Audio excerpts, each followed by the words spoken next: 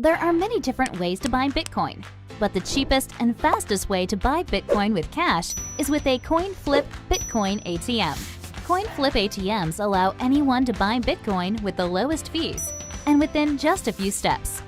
Hi, I'm Amy, and I'm one of the hundreds of store owners who partner with CoinFlip. In this convenience store, we host a CoinFlip Bitcoin ATM.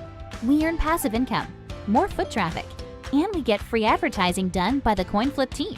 Getting the ATM was easy.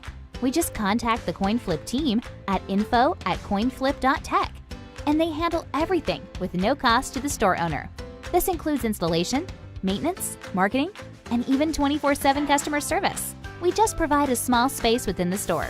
To get your own CoinFlip Bitcoin ATM and join the monetary revolution, contact CoinFlip today. info@coinflip.tech or fill out the form at request.coinflip.tech. 773-800-0106.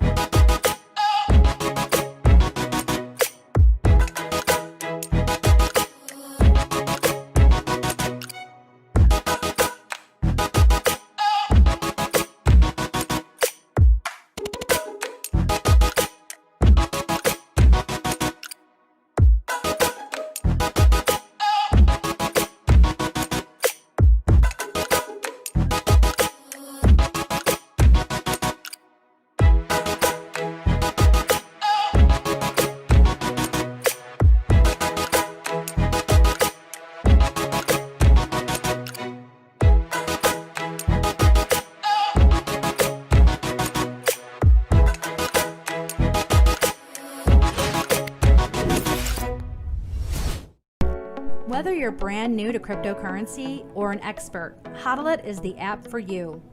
Are you tired of dealing with the exchanges, their unreliability, and high fees? Welcome to the new cryptocurrency standard. Hodl is your one-stop shop for accumulating cryptocurrencies like Bitcoin, Ethereum, and Litecoin. This is the easiest way for you to accumulate crypto and manage it. Download the Hodl app now. Create your profile, link one or more bank accounts, set up your dashboard, and let Hodl do the rest. It's easy and fast. Hodl provides multiple ways to purchase and accumulate crypto. Included are advanced automated buying features along with direct market buys. You have total control of your money and which cryptocurrencies get purchased, with options including Bitcoin, Ethereum, Litecoin, Tether, Ripple, among others. Use the Roundup feature to automatically purchase crypto with your spare change after making everyday purchases. Easily increase your Roundup growth by using the Boost Growth option and boost your Roundups by either 2, 3, or 5 times. The Autopilot feature allows you to purchase crypto based on the amount and frequency you choose. Set it and forget it. Buy and sell in real time. The coins you buy are the coins you get. Hodl holds 100% true blockchain purchases. No downtime. Super secure. Lower fees, and you get 24/7 support. Hodl makes it easy for you to create and manage a diversified cryptocurrency portfolio. Look forward to future enhancements coming soon, as well as additional cryptocurrency options. Download the Hodl app today and get started now.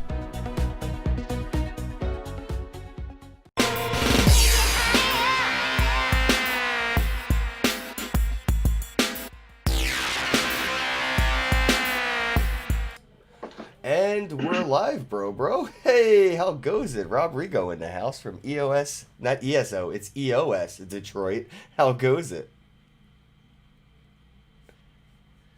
Very good, Ken. Good to see you, man. Thanks for having me on. Yeah, man, I appreciate Happy you. belated, by the way. Oh, thank you, my beard bro. We're Yeah, like beard gotta twins, wrap. except yours is a lot more trimmed and tamed. Mine's just doing the caveman thing. Hey, man, that's okay. You must live in the north too, preparing Northeast. for winter. Yeah. And I'm moving norther. I'm headed up to Canada if they'll let me. I actually booked my flight months ago. I'm trying to hang out with my buddy Sean in Canada for a little while in Calgary. I just don't Oh, know if they're sweet. going to let me out of the country and into another one. Like, even if they do let me out of this country and I land in Canada, I don't know if customs is going to like be like, okay, cool, come on in. I don't I know. heard their border was still closed, but who knows? Maybe they have some exemption if you had the flight booked or something like that. Right. I'm gonna be like, well, this was a planned thing months ago. Like, it's it's not work related, but it's I'm trying to be Hmm. like, gotta come see family. Like, it's been almost a year and code blah blah blah.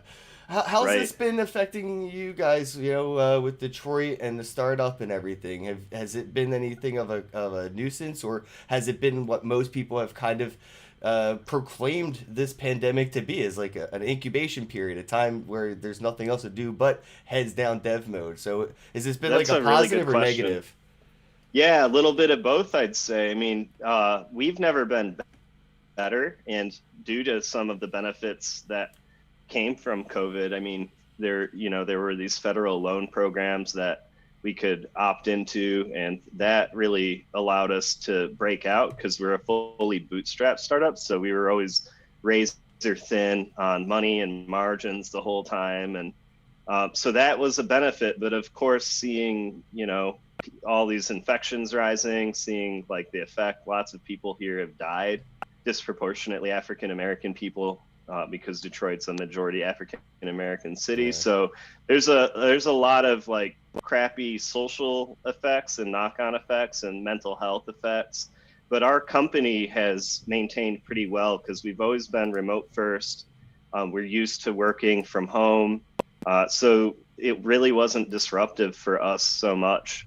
We were planning a major EOS community conference event for 2020, which we had to cancel, obviously, like a physical in-person event with the Detroit Blockchain Center Are you and even the looking to global plan EOS community. anything for 2021, or do you know anybody of? Because I It's wait haven't. and see. I think Yeah. mostly virtual events are going to be the norm until uh, data reflects that it's safe to travel again. And then there's still probably going to be lighter turnout for a couple of years, I imagine, with physical events. Because this is, I would say the pandemic has really ushered in a paradigm shift with how people think about work and business. I mean, dude, Lots of people.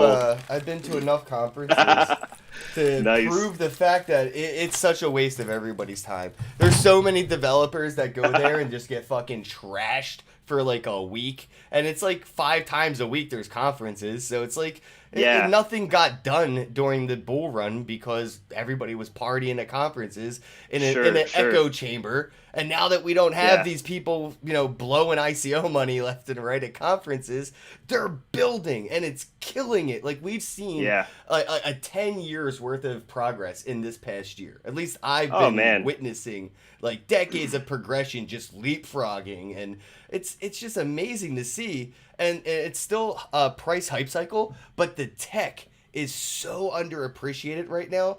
I think the tech Hmm. hype cycle is bound to begin, where people start to Oh, really yeah. brag about what's under the hood. This market cycle is the cycle we'll see mass adopted blockchain apps Hmm. for sure.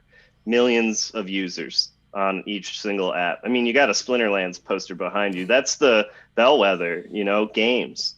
Games, the NFT market, the ability for more of a low stakes environment that is a real use case that's providing real value to or innovation to a new game or virtual economies. I think that's really the portion of the industry that'll blow up first, Hmm. and especially it's well primed. We've got Blankos coming November 17th, the beta. Blankos. That's a AAA game. I expect to see it on consoles. I expect to see it on PS5. I expect to see it on Switch. PC first, but I imagine, you know, they have all the connections to pull that off and the wherewithal and the experience and talent on their team. Let the listeners know maybe a little bit about what Blankos is, what they're doing, and how they're using blockchain technology. Sure. I haven't been able to play the game yet, but I'll be in the beta on November 17th. If you buy one of their founders packs, you get beta access right now. And those are just sort of on sale right now. But Blankos is essentially a Fall Guys like game. If you're familiar with that, a party sort of MMO, but the items and accessories and characters are all NFTs. So that means you can own them. They're harder assets. You can trade them on various marketplaces. You know, Mythical Games, the company behind Blankos, was EOS VC invested or you know, seeded. So they got a few $1 million through that, probably some other investors. And they're all industry veterans from like Blizzard. Oh, cool. John Linden is the CEO. I think he was the guy who invented Second Life, if I'm recalling my history correctly. But basically, all these guys have experience working in game studios and are building their own NFT standard and blockchain app or game. But the game itself won't be like, you know, blockchain transactions. It's more of the game economy, and the NFTs will be blockchain transactions. And these types of players getting involved will pave the way for like full compliance and all of that from a regulatory perspective, so you can onboard millions of users without being shut out of, you know, the closed gardens. Like, I expect they'll distribute their game through Steam. Maybe they won't, but I was expecting that, you know, and then all these other major distribution channels through the consoles. So if they're able to hit that, I mean, damn, sky's the limit. Those games get millions of users easily. Easy, and, too, bro. Easy. You're not even exaggerating. Like, it's overnight. We've seen what happened with, like, fucking Fall Guys, Among Us. Bro, like, the legit success story of Fortnite is insane. Even Apex Legends had zero plan to become a big major game. They were like, we're just going to launch a beta, and then it went millions overnight, and they're like, well, shit, we better double down on infrastructure here. Yeah, totally, man. And so another aspect is world building in that game, and you can build your own games out. So it's sort of like Mario Maker. Yeah, something like that. There's another game called Dreams that's kind of like this. It's like a sandbox where you can build games and people can play the games you built. So they're going to have this whole community generated content side of the game as well, which I think will keep it fun. You know, if people can make their own. You know, the user-generated levels tend to be the best content sometimes in these games. Just look at Dota. You know, Defense of the Agents, the first MOBA game. That now there's League of Legends and all these. Well, League of Legends gets more eyeballs than the Super Bowl. That's nuts. It's that started as a Warcraft 3 mod. Yeah, exactly. It was a mod. That's right. It was just some guy in the community made it, right? And so that's what's exciting about those types of game ecosystems. They really allow the users to be creative. Same reason Minecraft got big too. Yeah, it was a creator push. I think PewDiePie made it famous again. He did like a weird every day played Minecraft for like a year, and it just blew up all over again. But that's wild. It's cruel to see, but I do worry. Like, let me be the devil's advocate for the sake of a conversation. You know, I got to talk for my viewers. This isn't my own, but you know, what happens when we see the terms of services of those places like Steam or consoles not want to because they can't work with things like this, where we see like the Google Play Store and the iOS App Store banning Web 3.0 or certain games that obfuscate like that in-app purchase where like Apple wants or Google wants their 30% cut. If you're getting these NFTs inside a DApp, inside of a MetaMask or whatever, right, playing on a browser, Web 3.0, they don't like that. That's not helping their business model. That's kind of actually against their terms and services. And this is why we've seen Fortnite just straight up leave the ecosystem of Google and Apple. They just left. Right. I think we're going to see a lot of these companies realize the power of being a DApp as opposed to being an app. But I see a lot of dApps striving to be an app, which is weird, you know? So do you think that we could see problems where heads collide and legality and regulations could make this innovation a lot longer than necessary because they, you know, like it could, like mentioning Splinterlands, which by the way, that's not sponsored or paid for. I stole that shit because I'm just a fan. They had to meet up in Philly and I left with that banner and they found out later. But funny. like there's games that kids could play. So imagine, you know, your 5 or 10 year old kid playing Fortnite, and then they get a skin worth like $3,000. Capital gains is applied, or what happens when they make six figures and don't tell mom and dad? You know, so right. Do you see any issues? I think they all this? have to build that in. But to address the first half of your question, the entrenchment piece. Really, in my opinion, the only way to escape Google and Apple being anti-competitive is to build a new hardware ecosystem, which will take decades. And like an open hardware ecosystem where, you know, even the software on the phone itself is open source, the hardware on the phone itself, rather, the chipsets and all of that. And that'll take a long time, but that's the real path to decentralization of like mobile devices. But I do think that these, I like it. Yeah. There's a cool device that came out. There's this hacker named Bunnie, Bunnie. He's making an open chipset, like fully open source phone, like basically just a hardware piece development kit. But that's one example along that way, where, you know, these hackers are like, how can we get out from under Intel and, you know, from the CPU manufacturers all the way up? Because Intel delivers proprietary code blobs that run on the CPUs, and people get worried about that. They're like, what's that code? We can't see it. It's running on all of our phones. Back to the distribution part. So I believe that those companies, Apple will probably come last because they're so hard to work with, but Google is on the WAX Advisory Council, for example. They have a product council, so like a lawyer on the WAX Advisory Council, so they can study the ecosystem a bit. So I think, you know, Microsoft too is also in there, but so that would be, you know, Xbox ecosystem. I think that these players will study, will find a strategic in, will want to unlock the benefits for their user bases and continue to push the innovation, but they'll get their cut somewhere. So there's no way around it. Is they're lobbying for us now. It could be, yeah. I hope so, and it's fine if they get their cut because they have a massive distribution channel. So that's worth something. Yeah, but I like you the know, concept of being able to build my own device though, that run, you know, open software with open hardware. I'll switch to that as soon as I can. I'll switch to that as soon as I can. It's got a hardware keyboard too, like the old days. Ooh, the old phones where. Likewise, I can't stand my software I used to root keyboard. my old, I can't remember the Android I had that had the keyboard now, but I used to root my keyboard on my phone so I could have keybinds on my Android. So like, that's sweet. Yeah, dude, it was really cool because I remember when they got away from T9 texting, I was like, well, this is stupid. T9 was perfect. It was so short. It was like Morse code for text messaging. I love T9. And then I had to I don't think I ever used it. Whoa. What is it? Really? T9? It's like if you typed in 666, it would just spell mom.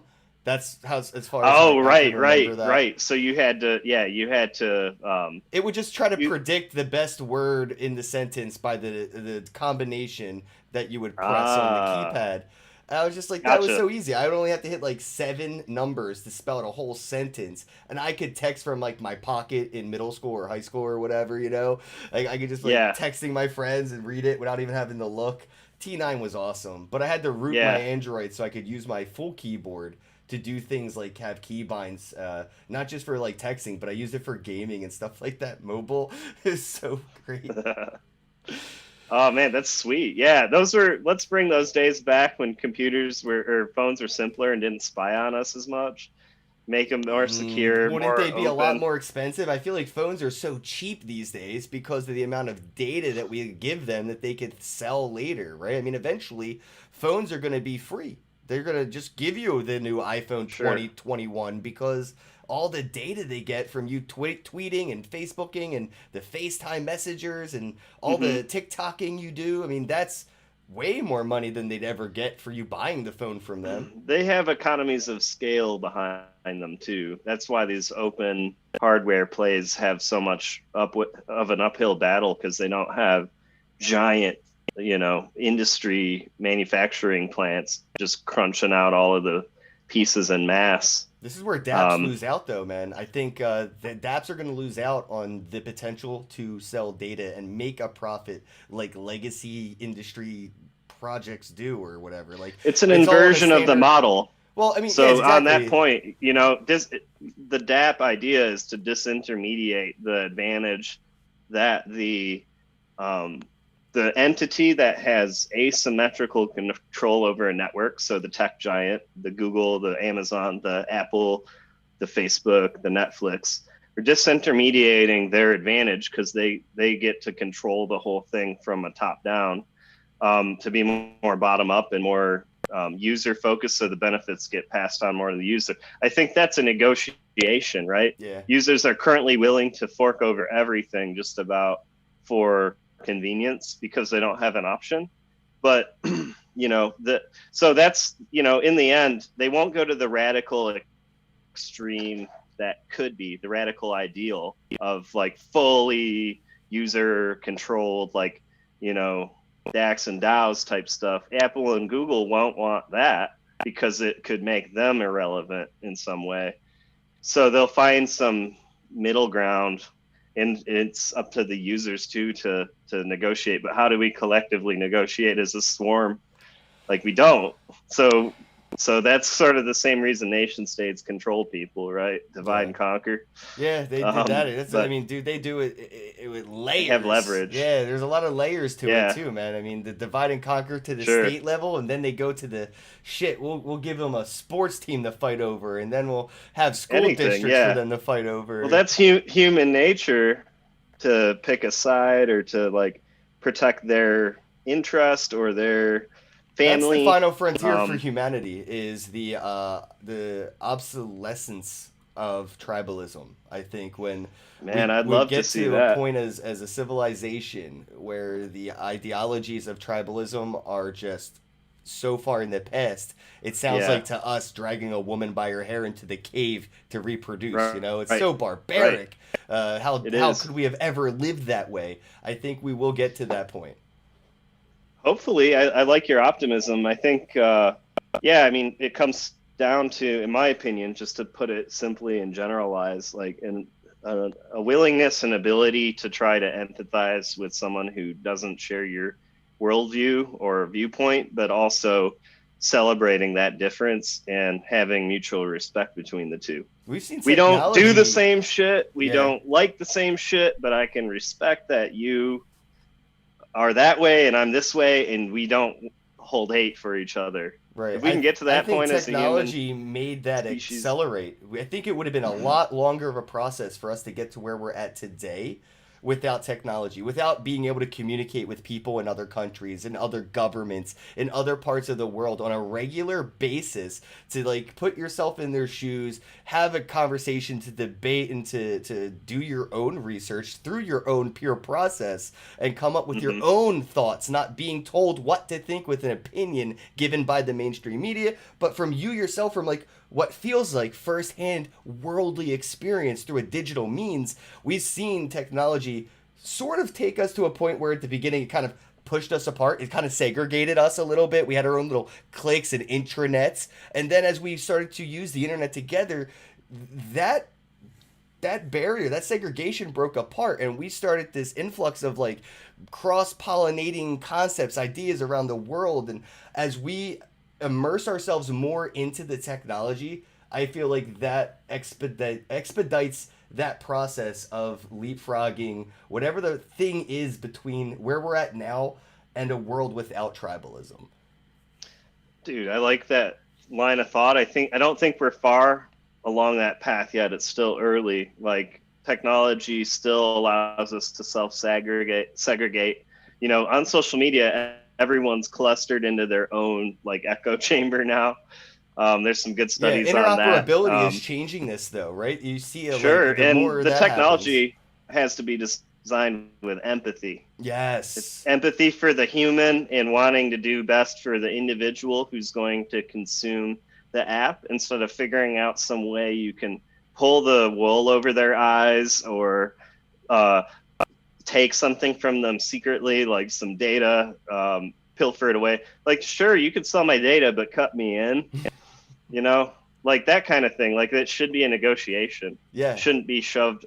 And the reason the tech giants got so big was because they were able to use sleight of hand and like sort of, distractions almost. Like, here's a big shiny, this is cool, but you got to sign this fine print you're not going to read that allows us to like make billions off you without giving you anything. Well, we're going to study the psychology of you in society. Like, referring to Facebook, they run psychological experiments on their users, like A/B testing, like show this person this, see how they respond. So they're literally programming their users' brains.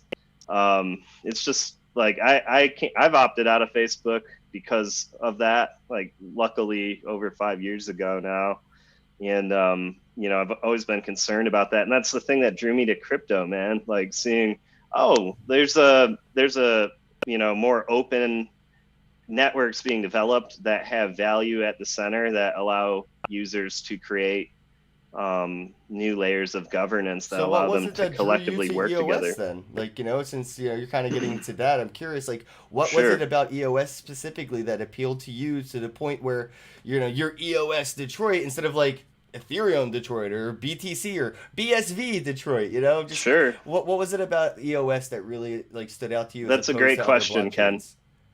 I would say it comes down to sort of my origin story in the industry. So some friends and I, were talking about Bitcoin back in the day, like 2011, but we were all broke and in college and didn't we weren't spending our money on that, although it would have been smart.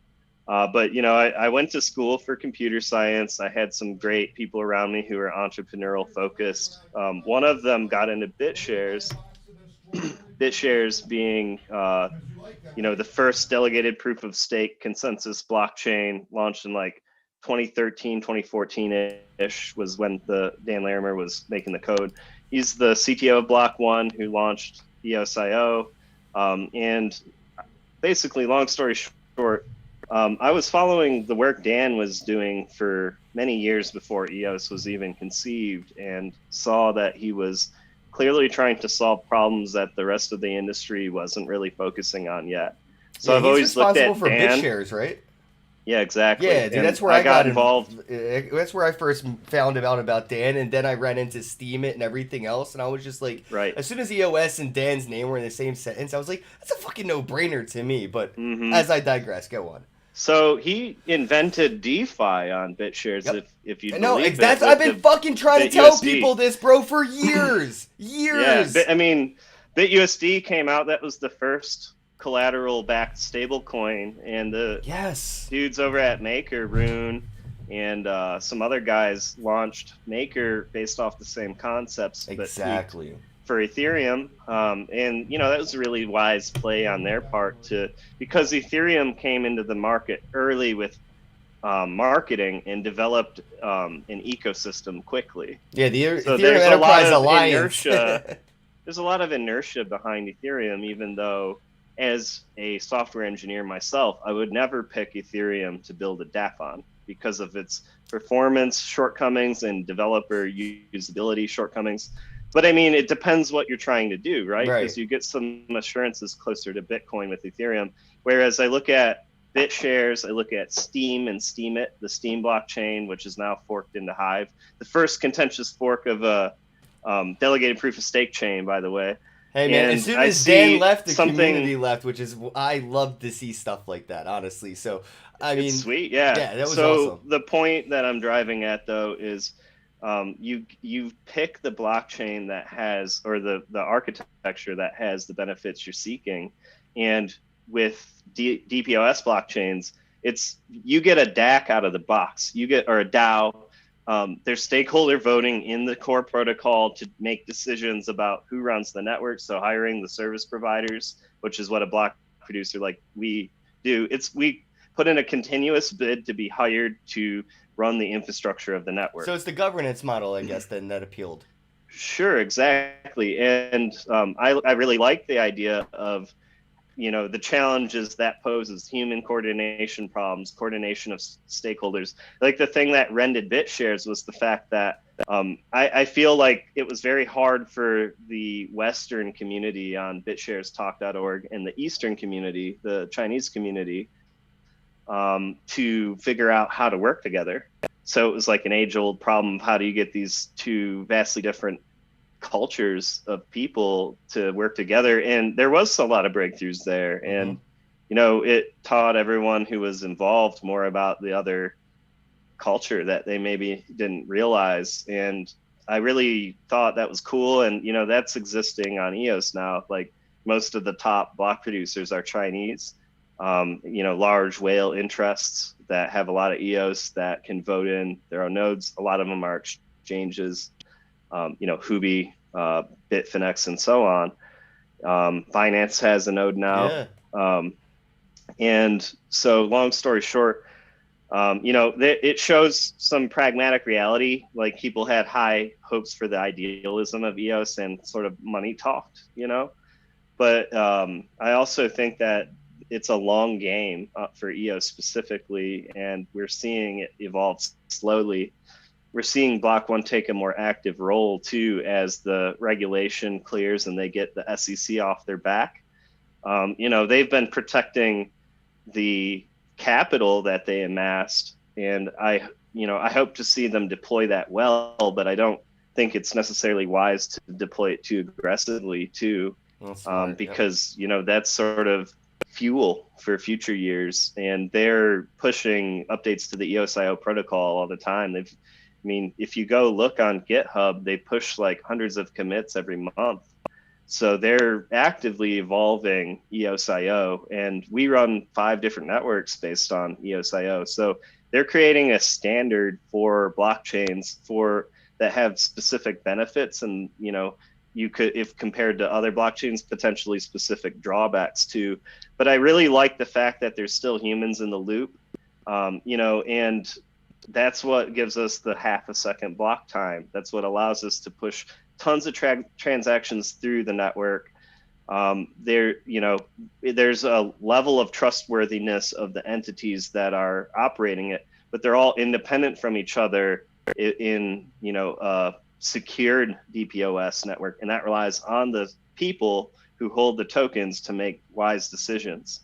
So it comes down to how do the token holders actually coordinate, how do they discuss, how do they vote, how do they evolve the protocol? Those problems or those challenges are really interesting to me personally.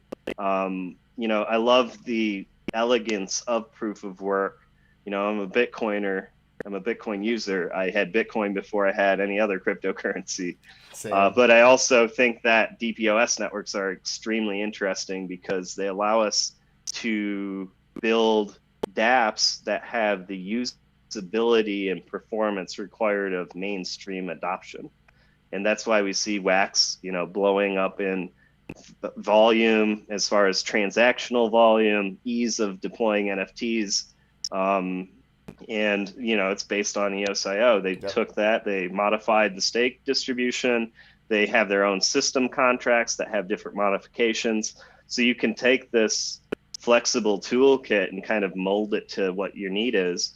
And in the future, you mentioned it earlier, interoperability should make it even easier for developers and businesses to sort of have the flexibility to perhaps deploy in one place, or deploy certain things in one place and other things in another place, like voice.com, for instance. That's Perfect. Block One's like subsidiary that was spun out. That's got its own EOSIO chain, but it's rumored, and it isn't confirmed yet, that their token will be tradable on EOS. So they can have the benefits of not having to pay expensive resource costs to run their specific application, full control over that blockchain. Potentially in the future, I'd like to see voice chain using like open service providers like the block producers so that it is more secure. I think it will. Because really, the eventually, man. security I mean, model. it makes sense to do it the way they're doing it now, though. When you launch something like what Voice is doing, you need it to be in a controlled Peachtree dish. You need to have a controlled experiment. It needs to be like when games launch like Fortnite and shit. It launches in like one town in America for like a week, and then they beta test it out, right? Pilot, and that's what we're seeing. Voice is going through a huge pilot right now. And I see exactly what you're saying, but again, like, you know, I think people hold a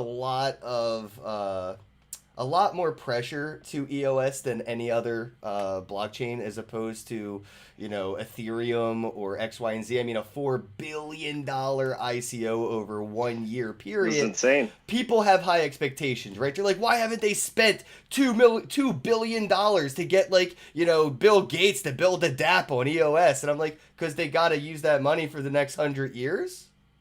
Yeah, and also think about this. I mean, Block One, it's a corporation with stakeholders beholden to those stakeholders who invested in them.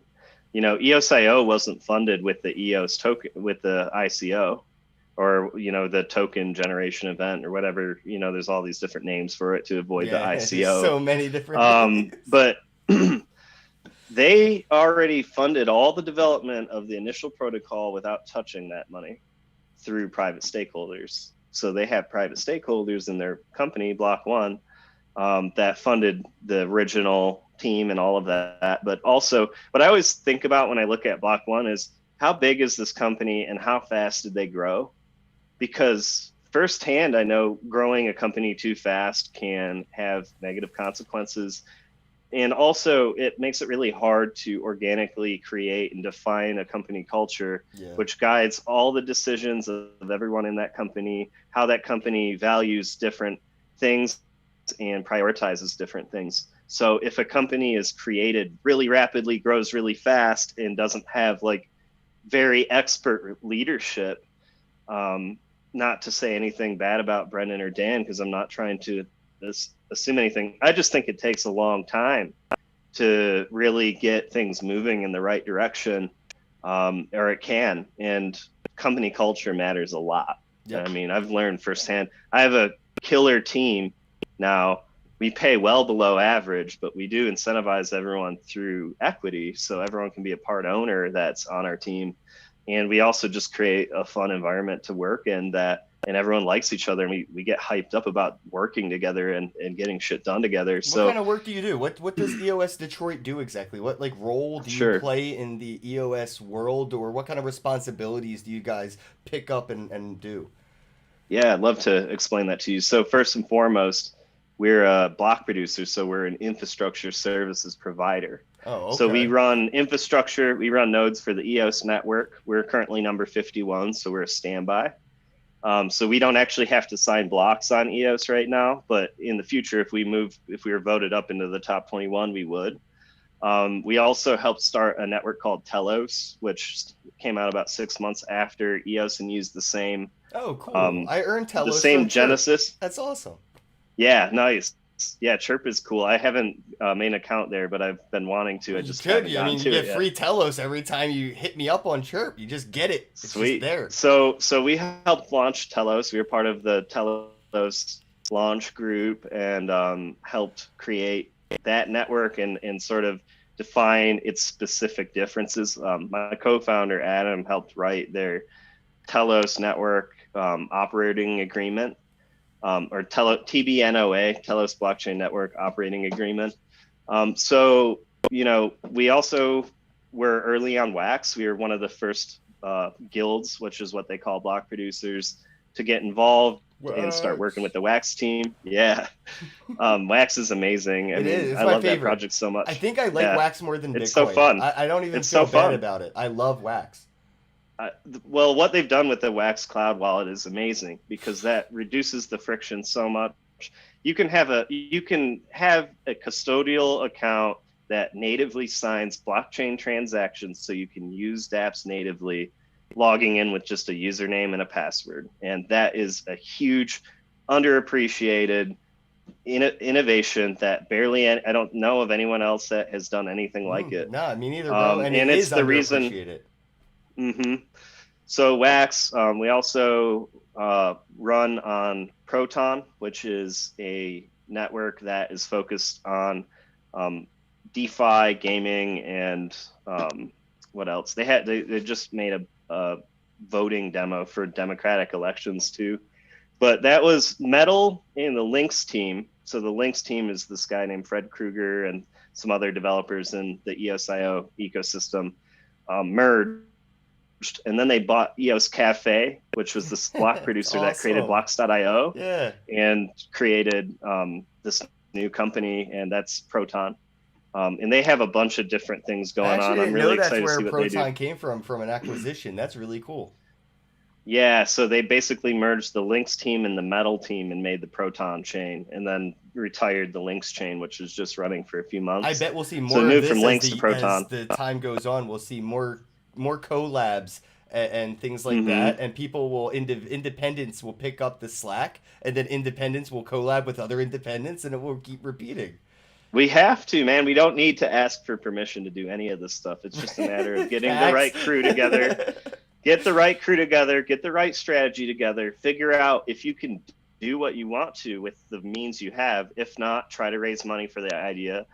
Otherwise, go find something else that's within your means. Dude, blockchain is perfect anarchy, bro. It's perfect. The last one is FIO. So we helped run FIO, helped start that network as well. FIO, right? Yep. The Foundation for Inter-Wallet Operability. So they have a cool mapping system where you can have a name on the FIO blockchain. It's like your username at a domain. So like, you like could Ken be Ken at Bo. Yeah, you could be Ken at Bozak though. I am though. I do have that. I'm actually a very big fan. Nice. Yeah, Lucas. Sweet. So these you know are all really about good friends FIO. of mine. Yeah.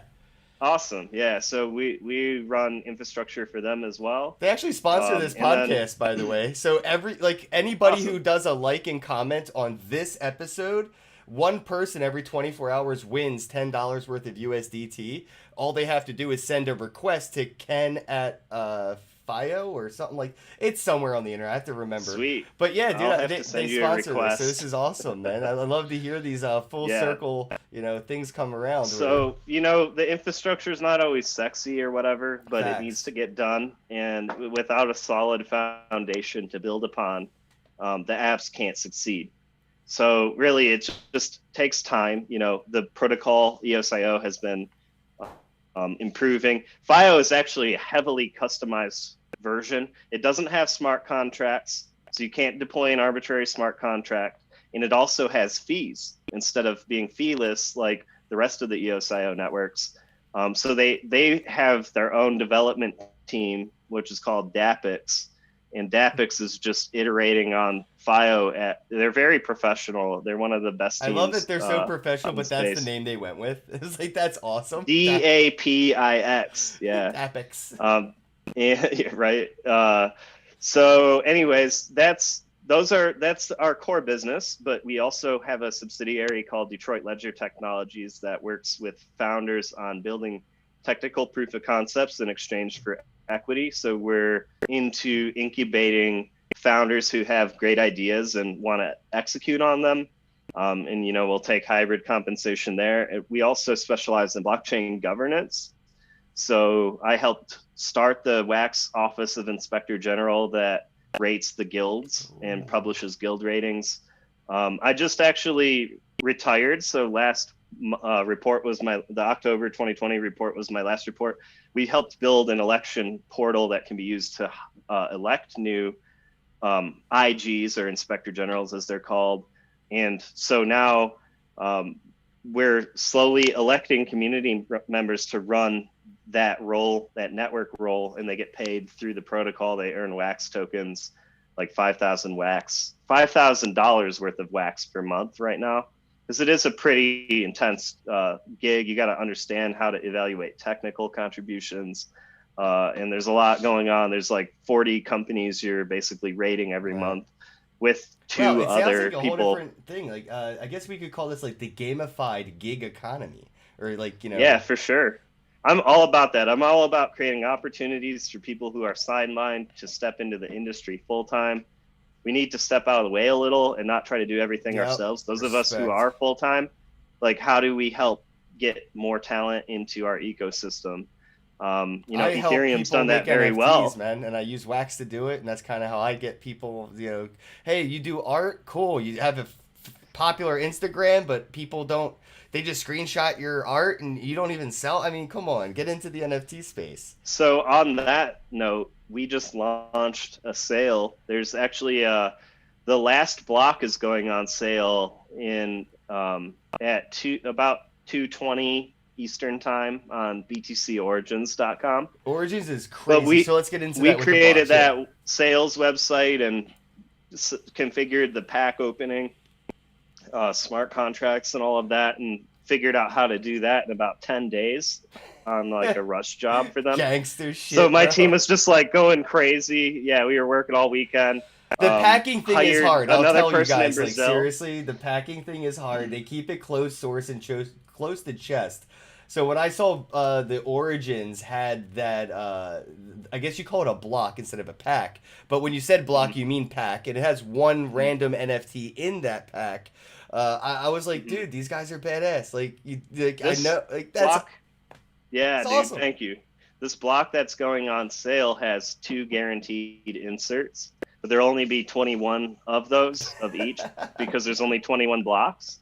And awesome. and then you'll get one random narrative card, which is that random art card that you're mentioning. But I'm really impressed with the market. Like the market prices are holding up on those cards. They're really sought after.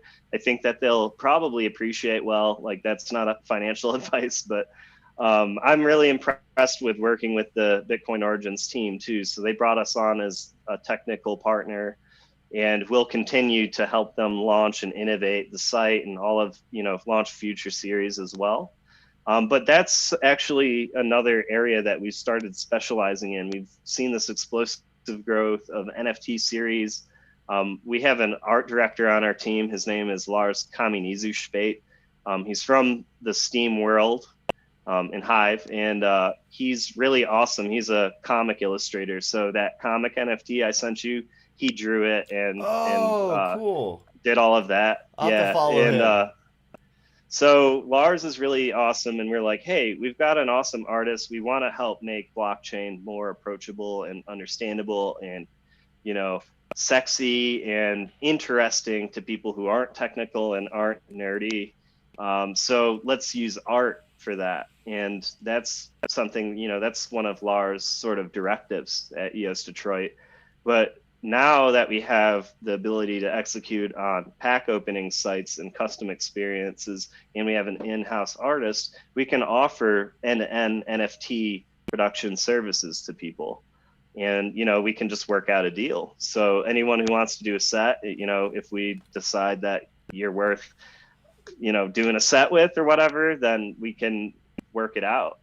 But it's really cool because there's a lot of demand for these skills now. We're like, let's just offer this as like a consulting agency, and it allows us to reinforce our support for like the Wax ecosystem or other ecosystems. So it's a cyclical specifically this is for Wax, but in the future, that's why we like to have the door open for product development, because if someone's serious about making a dApp, we can help them architect it.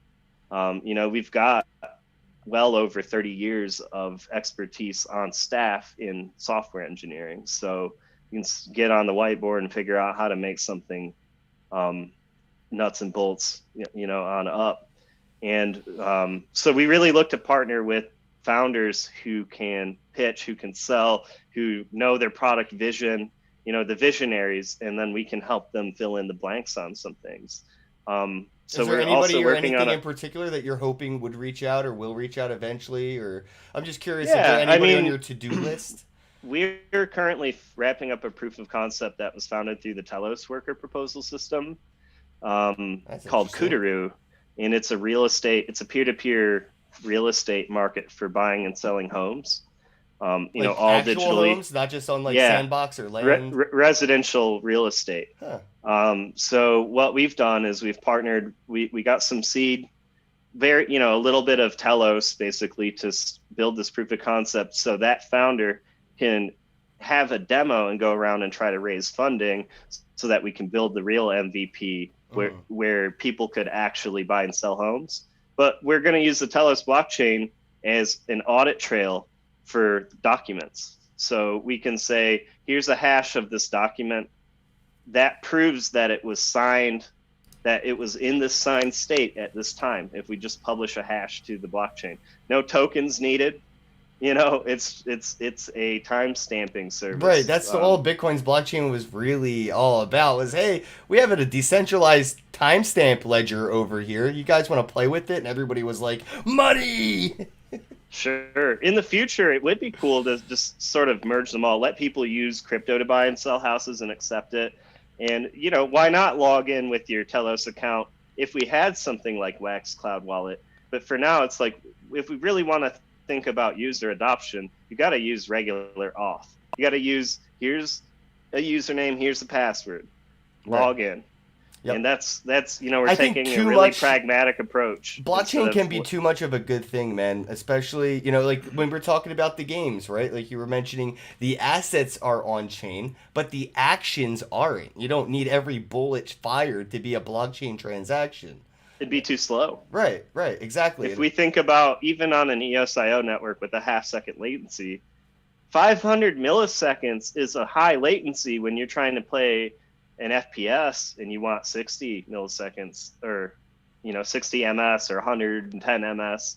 You can't achieve that even on the fastest, most performant blockchain architecture. So yeah, always make sure that you're using it in the right way.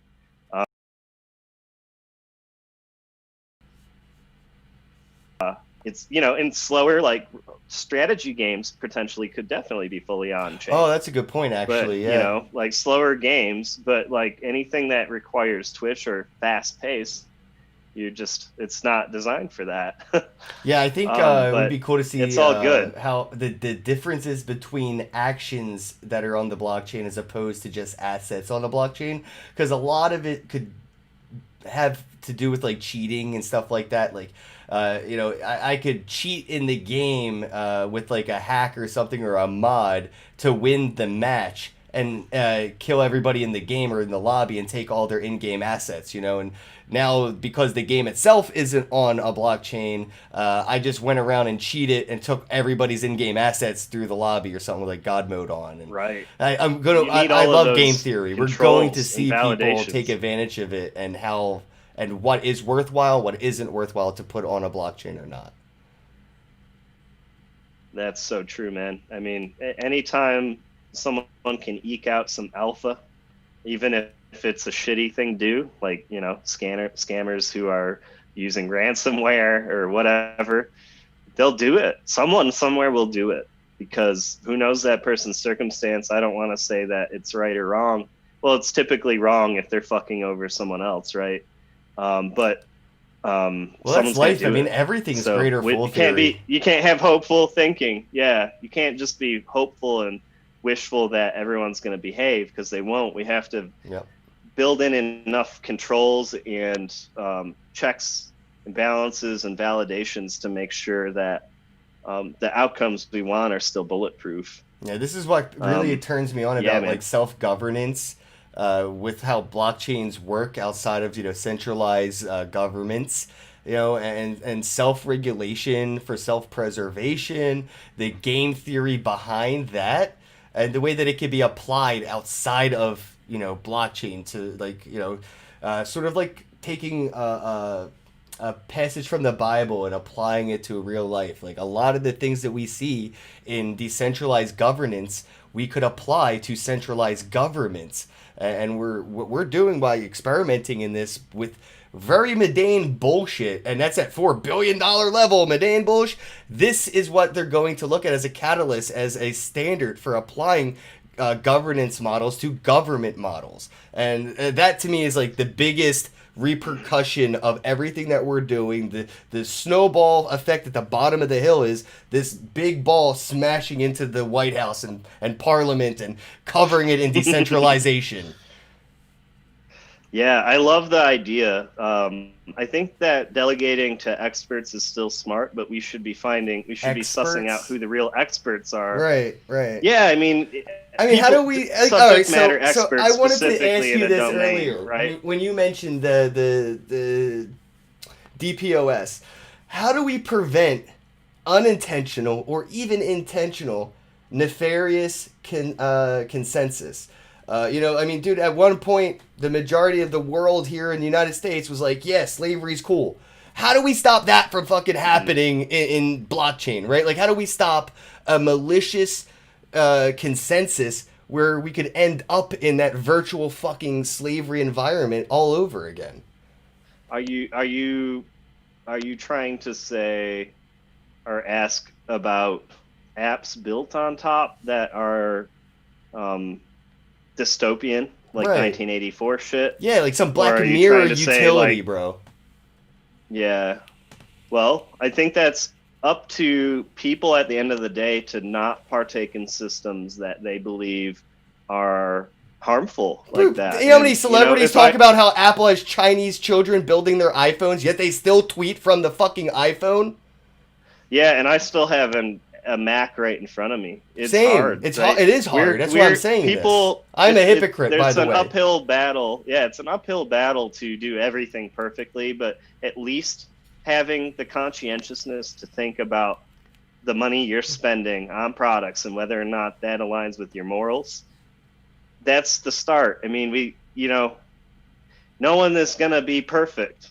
We're all fucking humans. But if you at least creating the conversation, like I've stated to myself, once this Mac is dead, I got this for helping recover a BitShares wallet of a whale who gave me 5%. Respect. And I had like 10 grand, and I'm not used to having 10 grand. I was like, I'm buying a new fucking laptop because that's how I make my living. And, anywho, it was cool. And so I bought a high-end laptop that I thought would last me a long time, this MacBook Pro.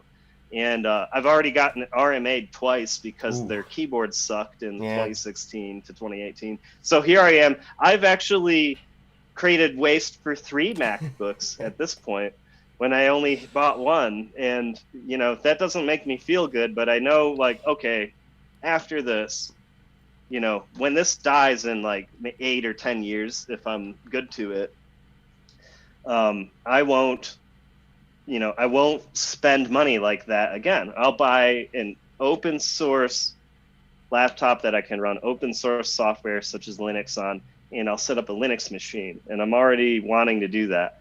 I've already got what I got. If I go throw this away, I'm just creating more waste. You know what, though? In 8 years, bro, this is what worries me. And I guess we could kind of wrap up on this topic, but I get worried that we're moving towards a civilization where we don't own shit. And we're really happy about it. We're super happy that we don't own shit. You have your iPhone, you don't own it. You do not own that iPhone. You don't own your iPad. You don't own your Apple Mac. You don't own the iBook. You don't own any of it.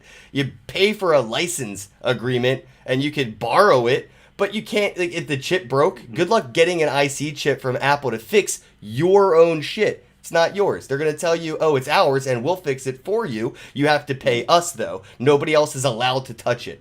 But I thought it was mine. And I think we're going to run into this farther into the future where, I mean, I like to see the whole, like, cancel culture finally waking up to the real things to cancel. Like, stop paying for Netflix. Like, fuck, that whole cuties thing, like, that was it. Like, hashtag cancel Netflix. And a lot of people kind of woke to that. Like, yeah, we can't be giving money to people that are literally just spending it on 12-year-old girls to watch twerk and just so they can make a fucking Netflix movie about it. That's a big fucking foobar. Right, so sure. People are waking up. I'm happy to say I canceled Netflix, not due to that, but and Amazon Prime. And, I'm looking for, I don't need these conveniences. Like, I'd rather take some of my own money back and stop feeding the beast, in a sense, if I can. Yeah, it's called that's Cody. Decentralization too. Decentralize your food. Decentralize, I love the concept of local resiliency and helping create more resilient communities. Dude, Portland does that so well. One thing we wanted to do in Detroit here since the beginning was help start a complementary local currency for Detroiters that could be governed like a DAC, and like create an experiential way for people to learn about crypto, learn about how DAC governance works, and make it relevant and meaningful for them. Because it's some mechanism that can be used to bolster local economic resilience.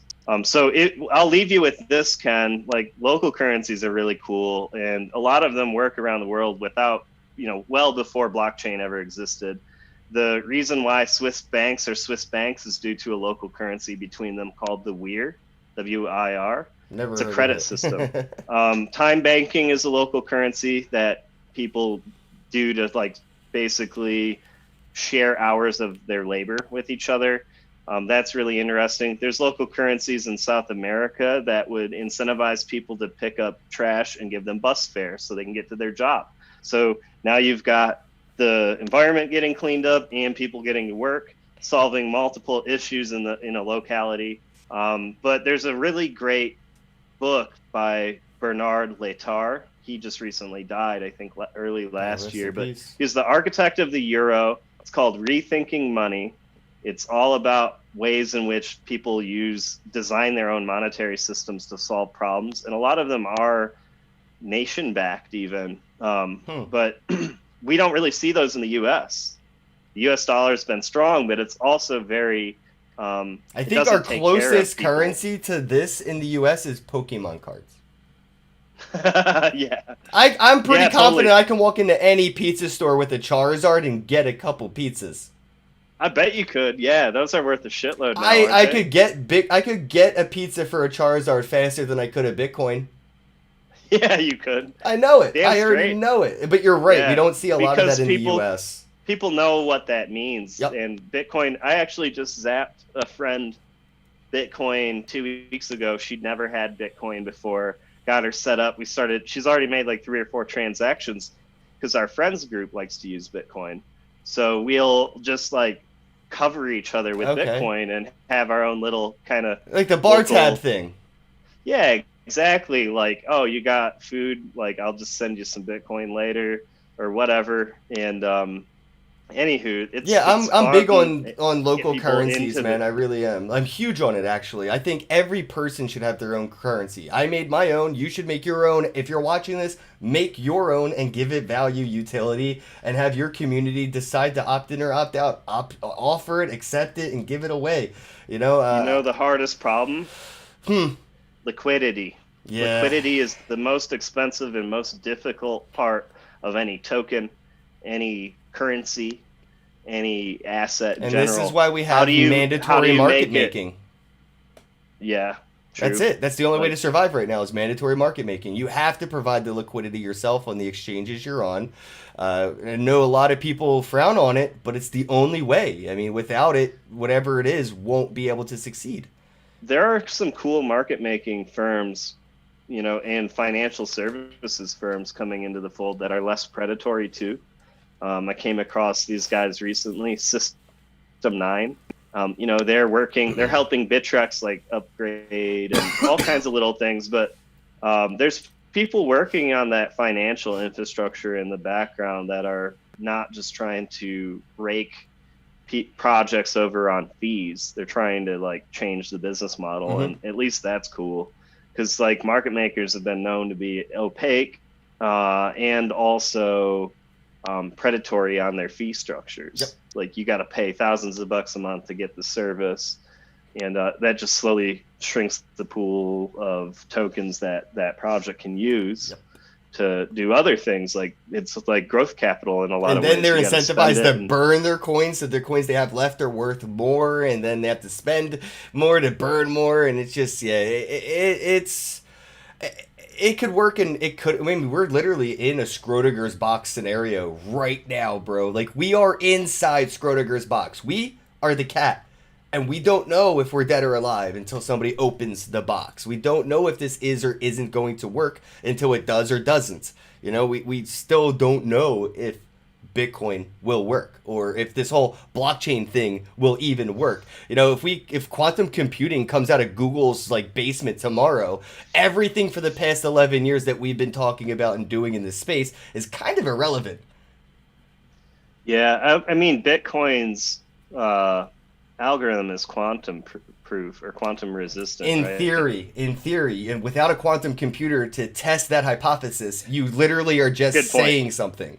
Yeah, it's just like a mathematical hope. Right, exactly. Till we And can test it. I try to be a realist about a lot of this. Like, yes, SHA-256 is, in theory, quantum resistant, but without having quantum to attack it and know for sure, I that is something that it does sit in the back of my mind. Like, damn, I mean, it isn't going to be like Fed coin, which is like, the killer to Bitcoin. It's going to be quantum computing. We're going to have like JP Morgan, Google, and the United States government have like a space race, not to get to the moon or Mars, but to get to quantum computing. The same amount of money, the same like, oh shit, the country's going to go broke. Who's going to go bankrupt first? Us or Russia trying to get to the moon? It's going to get to that point with quantum computing. At least that's what I think. We're going to have a quantum computing race, and it's going to be as cost effective as it was to do the space race, and it will be very warlike getting there.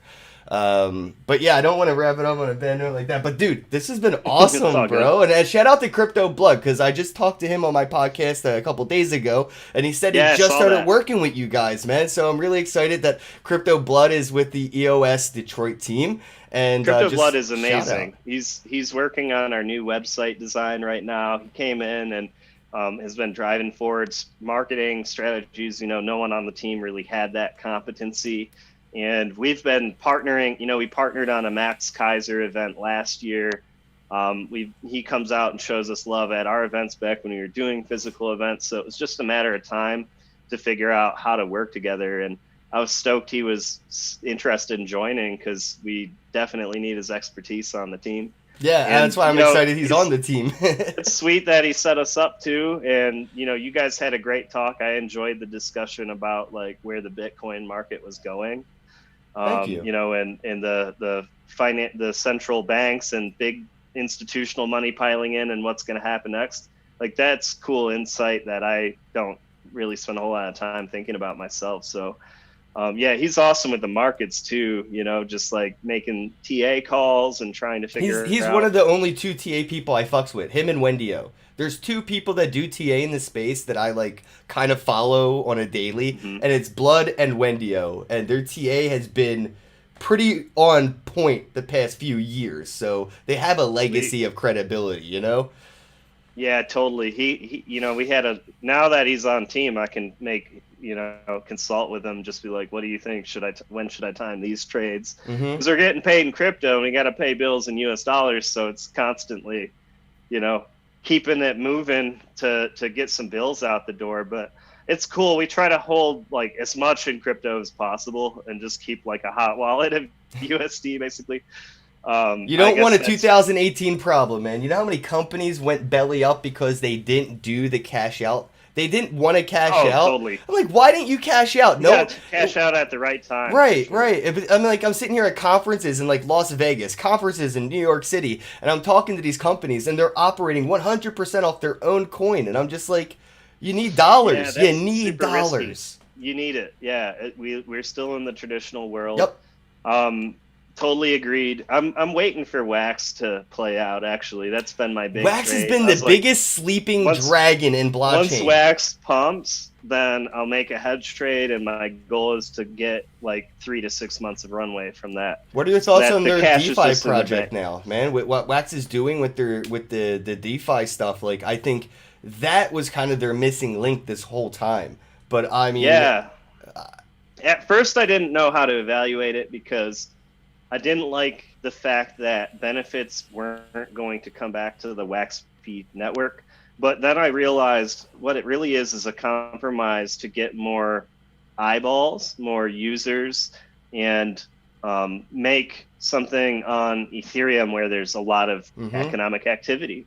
So there's a lot of liquidity to tap into. Wax, for some reason, isn't on a lot of big exchanges, even though they have a professional That's why I love it. I love that, though. And people don't understand why. To me, it clearly seems like a gatekeeper problem where, some other interests have interest in not seeing Wax succeed. So I love the fact they're like, well, Ethereum, DeFi, Uniswap, this is all blowing up. Let's just tap into liquidity over there. No one can stop us. And that to me is really wise. And I don't think it screws over WaxP holders because they have the optionality to do a one-way conversion into WaxE. So WaxE is the economic token. and it looks like you have to provide liquidity in the Wax ETH pool in order to earn Wax G, Yep. which is the new governance token. So basically, Wax P, the current native Wax blockchain, is an operational token, a utility token, but then economic activity generated on the platform will be there will be yield for the Wax E and Wax G holders over on Ethereum. So it turns into a really interesting system. It's complex, but I do believe they have the competency to launch it, and that's also why they're not rushing it out. Yep. They want to make sure they do it right. Their CTO has a conservative risk sort of approach, which is really smart when you have big corporations and a lot on the line. You don't want to just rush out code untested. Yeah, Quigley's a big They brain. get security audits on everything, so there's some time there for professionals to audit the security of the code before they even deploy it. So I do think that we'll see some movement there, hopefully in November, where people will be able to start converting. But they haven't announced an exact timeline, but basically this stuff will be rolled out by the end of the year. Yeah, I mean, So it's not financial advice, but this is why I love Wax right now, and I love the fact that they're not on major exchanges and not everywhere. This is, like, oddly, and like you said, it's gatekeeping. They're gatekeeping the opportunity. They're literally suppressing the opportunity for me to keep stacking Wax, and I have been for forever, bro. I'm telling you. And the fact that I haven't seen even any murmur of Wax on Coinbase or X, Y, and Z, that's why I'm accumulating, because that's inevitable. And when that does happen, why I'm accumulating now is before that. The next exchange. I don't want to wait for a coin to get listed on Coinbase. I want to buy it before it gets listed on Coinbase. Buy the rumor, sell the news. You know what I mean? Yeah. I mean, that's always smart to follow those cycles. And, on one hand, I think it's the same reason EOS has such a bad rep. It's when a project or a team is viewed as a threat to other players in the industry, then typical suppression forces can go into play. And part of that is just literally spreading disinformation to the point that you've created a myth. And a lot of people don't know how EOS and EOS.io work because they never looked at it, because they bought into this FUD narrative years ago and dismissed it. And I think that's a similar reason why Wax is being suppressed, because it is a big player that has a potential to take a large segment of the market. So other players don't necessarily want to help them do that. And it does create a suppression of opportunity, which is good for people who are in the know. So it sounds like a whale maximalist, tribalistic suppression coup. There's a coup. Yeah. I mean, definitely. I mean, if you look at a lot of things, like they'll only list projects in the Ethereum ecosystem, because they're trying to suppress players outside of that ecosystem. That's huge in the fucking NFT space right now, and it kind of bothers me. I don't know how much of your time I am allowed to take up, bro. So if you got to go, just fucking hang up and run away. Blood is waiting for me on another meeting. I don't Blood, I'm so sorry. All right. I let him know it might run over a little bit because I didn't want to have to cut us too early too. So I saw we're over time, and I don't want to keep you too much there. So I'll wrap things up here. Let people know where they can go to get involved with, if they're in Detroit, right? How can they get involved physically with EOS Detroit, or even virtually if they're not close enough to show up? We have a meetup called Detroit Blockchainers. So Detroit Blockchainers, it's been going for a while. It's blockchain agnostic. Feel free to join us on meetup.com. We can get you into the Slack from there. Just message me on the meetup. We have a Slack with a few hundred people, so it's sort of a local, people do OTC trades and stuff through there. That's my kind of people. Yeah, we'll get you in down there, with OTC? You know me. I'll get you in there. And then otherwise, I mean, you can follow what we're doing on Twitter. We got a web refresh coming in January, so our website will become a lot more relevant and useful. We publish on Medium once in a while. We're about to publish our proxy prospectus, which is like a quarterly update we do. We make it like a zine format, so that'll be a fun read for anyone who really wants to see the nuts and bolts of what we're working on. follow us on social, and we'll blast that out soon. But yeah, I mean, we've also got a Telegram channel if you're into that type of thing. So we try to be available at all the usual places: Telegram, Discord, Medium, Twitter. It's @al. But for now, the physical stuff is on hold. That was sort of our main focus. You know, we really like getting people together, having a social event, as well as just getting people acquainted and activated. Yes. Where they can start talking to others and like getting, you know, maybe doing their own projects. So, we need more activation stations, bro. So thank you for having a beacon in Detroit. Happy to. And thank you for having me on, Ken. I'm sure we'll be chatting soon. Absolutely, man. I hope we can do this again real soon. Blood, I see you in the chat. He says, loving the combo. It's all good. Hey, I don't want to keep too much of Robrigo away from you, Blood, so I'll let him go. Thanks, everybody, for watching, and shout out again to FIO, F-I-O. If you want a chance to win $10 in USDT, every single day, somebody wins. So it's hundreds of dollars a month I'm just giving away to you guys. All you have to do is like, comment, and eventually somebody will win every day. You'll find out if it was you tomorrow. So thanks again, and as always, have a day. Have a day. Thanks, Ken. Thanks, you, bro.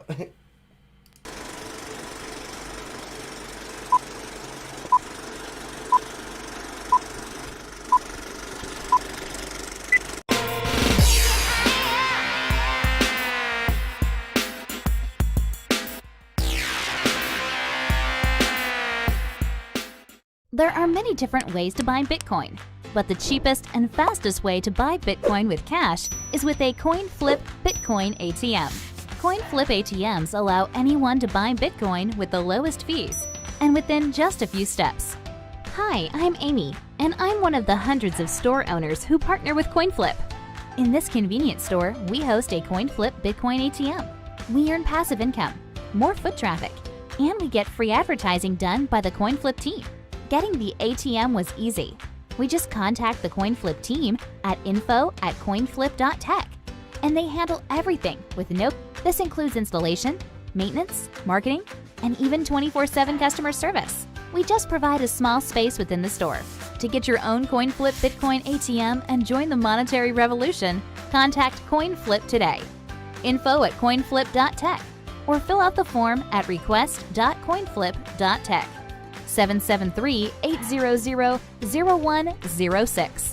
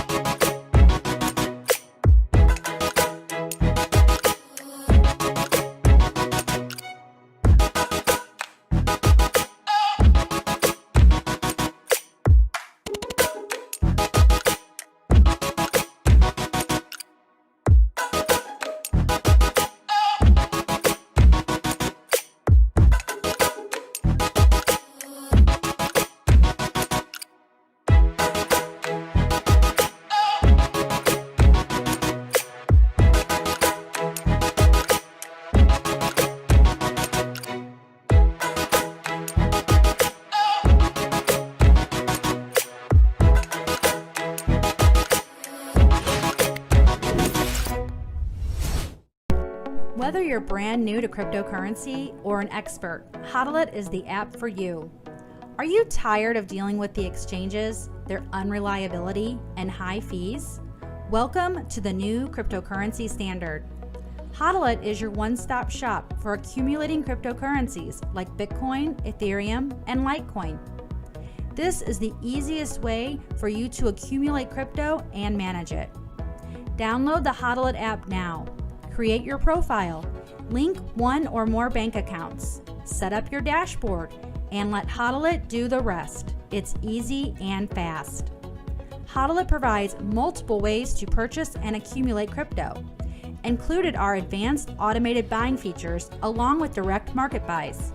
You have total control of your money and which cryptocurrencies get purchased, with options including Bitcoin, Ethereum, Litecoin, Tether, Ripple, among others. Use the Roundup feature to automatically purchase crypto with your spare change after making everyday purchases. Easily increase your Roundup growth by using the Boost Growth option, and boost your Roundups by either 2, 3, or 5 times. The Autopilot feature allows you to purchase crypto based on the amount and frequency you choose. Set it and forget it. Buy and sell in real time. The coins you buy are the coins you get. Hodl holds 100% true blockchain purchases. No downtime. Super secure. Lower fees, and you get 24/7 support. Hodl makes it easy for you to create and manage a diversified cryptocurrency portfolio. Look forward to future enhancements coming soon, as well as additional cryptocurrency options. Download the Hodl app today and get started now.